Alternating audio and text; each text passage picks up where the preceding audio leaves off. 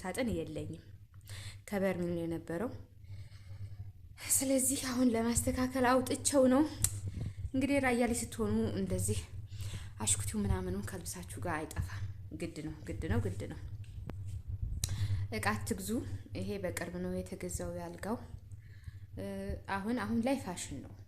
ስለዚህ የዛሬ 3 አመት ዛሬ 4 አመት አልጋ ገዝቼ ቢሆን ስመጣ አሁን ሙሉ በሙሉ ወይ ሽጬ መግዛት ነበረ ምናምን አልወደውም ይሆን ነበረ ማለት ነው። ምክንያቱም ዲዛይኑ በየዕለቱ ይቀያየራል እንደነገርኳችሁ። የዛሬ መልእክቴ አረብ ሀገር ሆናችሁ እቃ አትግዙ። ቁጥር 2 ምክሬ ነው። ለምን እቃ አትግዙ ትይናለሽ ልትሉ ትችላላችሁ። እንደዛ ምላችሁ እናንተ ስትመጡ ያን እቃ በዲዛይኑ፣ በጥራቱ፣ በሁሉ ነገሩ ሊቀየር ይችላል። በቃ አዲስ ቆንጆ ነገር ነው ሊመጣ የሚችለው። የዛ ሰዓት ትናደዳላችሁ። አንደኛ ደግሞ የሚገዙላችሁ ሰዎች እናንተ የፈለጋችሁትን እቃ የተላከላችሁ ፎቶ የእናንተ አሰሩልኝ ብላችሁ የላካችሁት እቃ አታገኙትም። እሱ ራሱን አታገኙትም በፍጹም።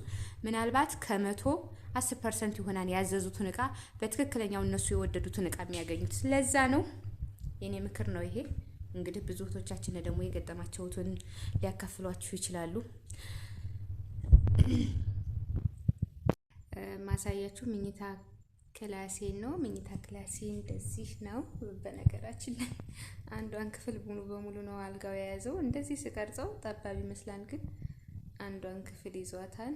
ይሄን ይመስላል አልጋው። አሁን ፋሽን ነው፣ ብዙ ሰው እያሰራዋለው። ይሄን ነው ከዚህ በፊት እያሰራችሁት የነበረው ዲዛይን አሁን ለምን አዲስ ትናንትና አይወጣም? ብዙ ደስ አይላችሁ። ምክንያቱም ቆንጆ አልጋዎች፣ የቤት እቃዎች ምናምን አሉ። ፈርኒቸሮች በሙሉ አሁን በጣም ቆንጆ የሚያማምሩ አሉ። እና ይህን ይመስላል። ቅድም ዝርክርክ ብሎ አይታችሁት ነበር። አሁን ደግሞ ተስተካክሎ በዚህ መልክ ፏ ብሏም ማለት ነው። እንግዲህ አዲስ ቤት ማስተካከል ላይ ነን። በየጊዜው አንዳንድ ነገር አሳያችኋለሁ። በራሳችሁ ስታዘጋጁት እንዴት ደስ እንደሚል። በነገራችን ላይ በውጭ ሀገር ሆናችሁ ሀገር ሳትገቡ እቃ አትግዙ ስላችሁ አንደኛ እንዳትሸወዱ፣ እኔንም በትክክለኛ ባልሆነ አረዳድ እንዳትረዱኝ ልላችሁ የፈለግኩትኝ እናንተ ዛሬ የገዛችሁትኝ የቤት እቃ በምትመጡበት ሰዓት ዲዛይኑ ተቀይሮ ልታገኙ ትችላላችሁ። አንደኛው። ሁለተኛ ደግሞ እናንተ የላካችሁትኝ ግዙልኝ ወይ አሰሩልኝ ብላችሁ የላካችሁት ፎቶ ወይም እነሱ ተሰራላችሁ ብለው የሚልኩላችሁ ፎቶ መጥታችሁ ስታዩት ሰማይና ምድር ነው። አይገናኝም። በቃ ከ110% ነው የጠበቁትን እቃ የሚያገኙት። ስለዚህ እኔ ለዛ ነው እዛ ሁናችሁ ሳትመጡ ወደ ሀገር ሳትገቡ እቃ አትግዙ የምለው። ምክንያቱም እናንተ የፈለጋችሁትን ላታገኙ ትችላላችሁ። ሰው ጋር ትጣላችሁ፣ ቤተሰብ ጋር ትጣላላችሁ፣ ከእቃችሁም ከገንዘባችሁም ላትሆኑ ትችላላችሁ። ከዛ አንጻር ነው። እንደገና ደግሞ ብሩ እቃው ለምሳሌ የ400 የ500 ሺህ ብር እቃ ገዝታችሁ ብታስቀምጡት ምንም አመት 2 አመት 3 አመት ቆይታችሁ ብትመጡ ያን እቃ እንደዛ ሆኖ ነው የሚቀመጠው። ምንም ሊጨምርላችሁ የሚችል ነገር የለም።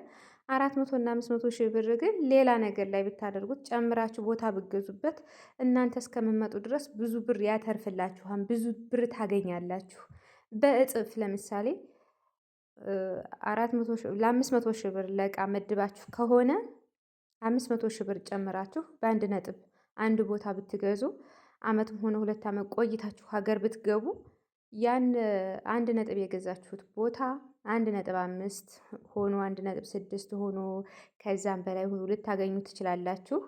ስለዚህ ስንት አተረፋችሁ ማለት ነው? 500 ሺህ ብር 600 ሺህ ብር ታተርፋላችሁ እስከምትመጡ ባለው። እቃ ገዝታችሁ ግን ብታስቀምጡት ያነው እቃው ነው። ፋሽኑ ያልፍበታል እንጂ ምንም አታተርፉበት። እውነት ለመናገር እኔ በቤት እቃ ዙሪያ ለሁላችሁም እንደው በቤት እቃ ዙሪያ ለሁላችሁም ብመክር ደስ ይለኛል። ቤተሰብ ጋር ነው የሚያጣላችሁ። ለእናንተ የት ላድርገው፣ ተሰበረ አልተሰበረ፣ ቆሸሸ አልቆሸሸ ሀሳብ ሰቀቀን ውስጥ ነው የምትገቡት እንጂ ምንም አይነት ጥቅም አይኖረውም። ግን እንደዛ ስላችሁ እቃ አይኖራችሁ ማለቴ አይደለም።